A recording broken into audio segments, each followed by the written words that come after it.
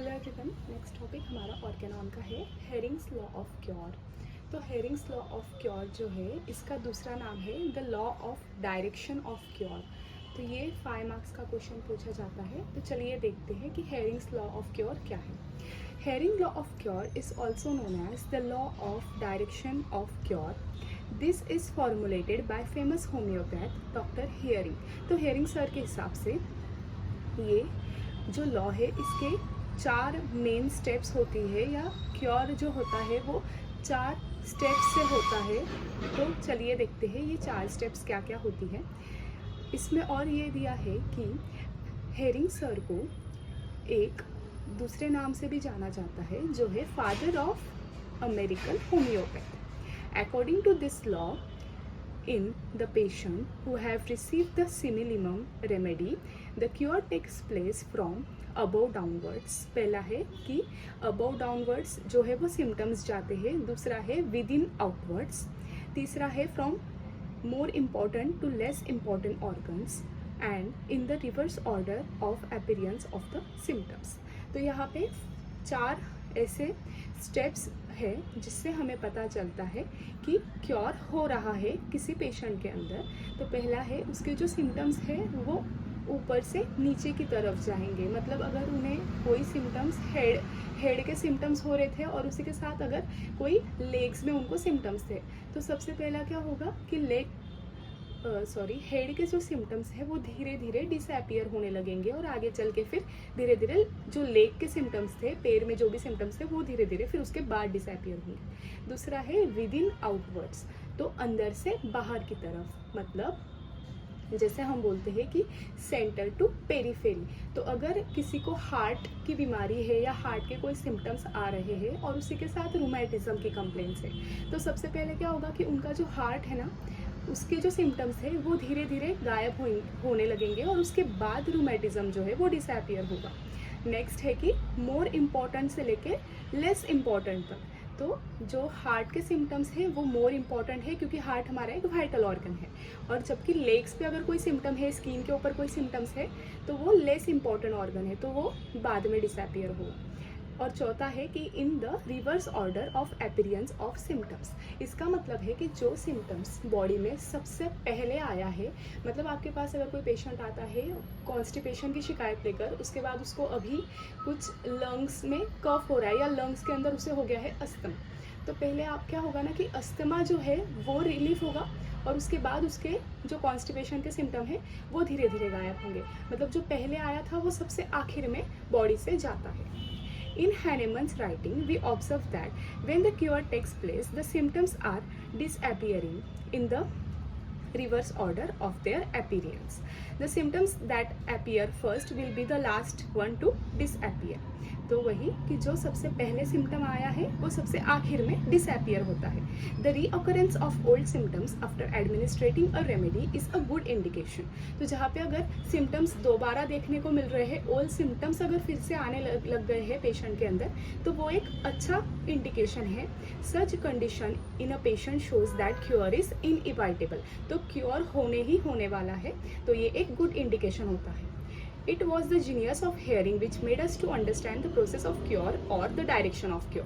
तो ये herring sir की वजह से हम जान सकते हैं कि ये 4 पॉइंट्स होते हैं जिनसे हम समझेंगे कि क्योर हो रहा है किसी पेशेंट के अंदर। उसमें पहला देखेंगे अभी, from above downwards। When a similimum is administered to a patient, the annihilation of symptoms will take place from proximal anatomical part to distal anatomical part of the body। The symptoms disappear from axial part to the appendicular part of the body. If such a thing is observed, it indicates that selected remedy is homeopathic and also indicate acting curatively। तो यहाँ पे क्या है कि हम देखते हैं, एक एग्जांपल देखेंगे यहाँ पे कि एक पेशेंट है जिसके अंदर पॉलीअर्थराइटिस की कंडीशन हो रखी है और हमने वहाँ पे एक क्यूरेटिव मेडिसिन उनको प्रेस्क्राइब की।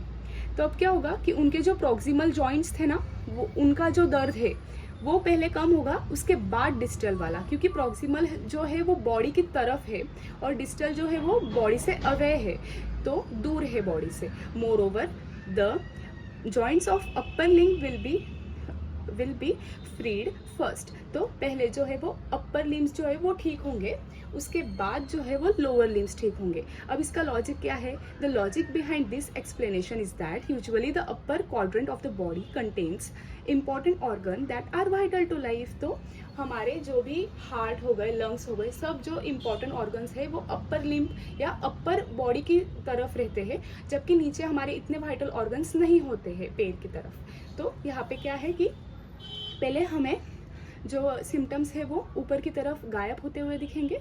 Hence curative medicine frees vital parts first, then proceeds to the next part या अदर पार्ट्स। तो वही कि वाइटल पार्ट्स को पहले वो रेमेडी जो है वो ट्रीट करती है हमें, और फिर उसके बाद जो दूसरे पार्ट्स होते हैं उसको। सेकेंड है from with in outwards. According to homeopathic philosophy, the disease progress first starts in the internal man, that is vital force.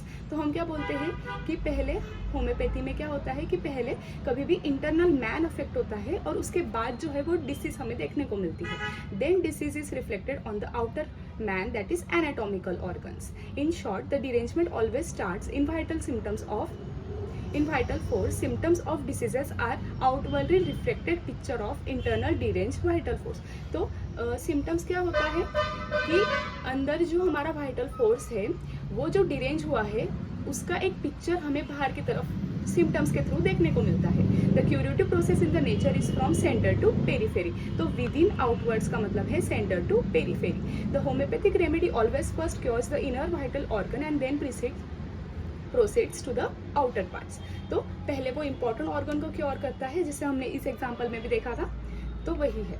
In selecting homeopathic remedy, Kent's general symptom of man are given more important than particular symptoms. मतलब क्या है, symptoms of parts जो है वो particular है और symptom of man क्या है, जनरल है। तो केंट सर के हिसाब से जनरल सिम्टम्स को ज़्यादा इंपॉर्टेंट दिया गया है जब पर्टिकुलर्स के हिसाब से। जब क्यूरेटिव प्रोसेस होती है रेमेडी में, general symptoms improve first and then particular. तो जनरली पहले जनरल ही सिम्टम्स जो है वो पहले इम्प्रूव होते हैं, उसके बाद में पर्टिकुलर्स होते हैं। This is the reason why after administration of a remedy the patient feels better in his inner self in spite of existence of disease in physical parts. तो अभी भी डिसीज पेशेंट के अंदर प्रेजेंट है, फिर भी उसको अच्छा लगता है। क्यों? क्योंकि उसको जनरली पहले वो जनरल कंडीशन उसकी जो है वो अच्छी होगी, उसके बाद जो पर्टिकुलर पार्ट्स है वहाँ पे हमारी रेमेडी एक्ट करेगी। पेशेंट विथ एग्जांपल है patient with respiratory as well as skin diseases. अभी एक पेशेंट है जिसको रेस्पिरेटरी भी डिसीज है और स्किन डिसीज भी है।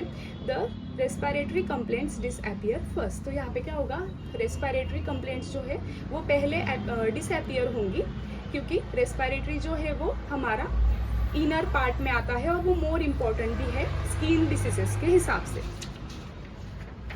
थर्ड क्या है, the more important organ to less important organ. तो क्योर कहाँ जाएगा, पहले इम्पॉर्टेंट ऑर्गन को क्योर करेगा जो ज़्यादा मोर इम्पॉर्टेंट है और फिर उससे लेस इम्पॉर्टेंट की तरफ जाता है। The curative process is opposite to disease process. मतलब डिसीज प्रोसेस में क्या होगा कि वो पहले लेस इंपॉर्टेंट ऑर्गन से मोर इम्पॉर्टेंट की तरफ जाता है, जबकि क्यूरेटिव प्रोसेस क्या होती है, वो पहले मोर की तरफ जाएगी फिर लेस इंपॉर्टेंट की तरफ जाती है।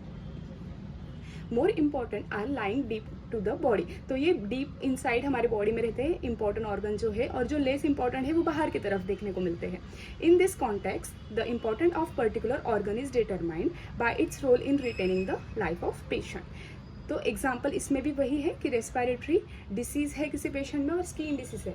तो रेस्पिरेटरी जो है वो हमारे जो ऑर्गन्स होते हैं या जो भी रेस्पिरेटरी सिस्टम है वो इन जनरल हमारे लिए बहुत ज़्यादा इंपॉर्टेंट है स्किन के हिसाब से। तो स्किन जो है वो बाद में ठीक होगा, पहले आपका रेस्पिरेटरी डिसीज़ है या जो सिम्टम्स दिख रहे हैं वो पहले गायब होने लगेंगे। अब है fourth, in the reverse order of the appearance of the symptom. This process is very true in the case of chronic diseases. तो कैसे ये देखते हैं हम। The past history of patient reveals the list of diseases he had in the previous lifetime. तो हम जब case taking लेते हैं तो उसकी पास्ट हिस्ट्री पूछते हैं, तो वहाँ पे हम जानते हैं, वहाँ पे हमें पेशेंट के पास्ट हिस्ट्री में क्या क्या डिसीजेस हुई थी उसके बारे में पता चलता है। अब फिजिशियन का क्या काम है कि वो क्रोनोलॉजिकल ऑर्डर में उन्हें अरेंज करता है केस टेकिंग के दौरान।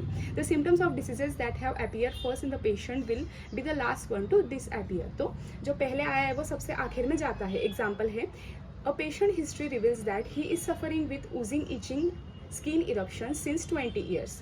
constipation and bleeding hemorrhoids since 5 years and bronchial asthma with dry cough and breathlessness since 2 years. If similimum is administered, it will remove bronchial asthma first, then symptoms of haemorrhoids and finally the skin eruptions. तो जो हमने देखा कि skin eruption जो सबसे पहला symptom था वो सबसे आखिर में जाता है, और जबकि जो एकदम लेटेस्ट सिम्टम था ब्रोंकियल अस्थमा 2 साल पहले, ये सबसे पहले जाएगा और स्किन इरप्शन सबसे लास्ट में डिसअपियर होगा. This process is important indication that administered remedy is not only homeopathic to case but also curing patient in rapid, gentle and permanent manner. तो सिर्फ ये ऐसा नहीं है कि बहुत ये रिवर्स ऑर्डर में हो रहा है, लेकिन ये इसलिए भी इम्पोर्टेंट है क्योंकि हम पेशेंट को किस हिसाब से क्योर करते हैं. तो वो कैसा है, रैपिड है, जेंटल भी है और परमानेंट क्योर मिलता है यहाँ पे. तो ये था हमारा Hering's law of cure. Thank you.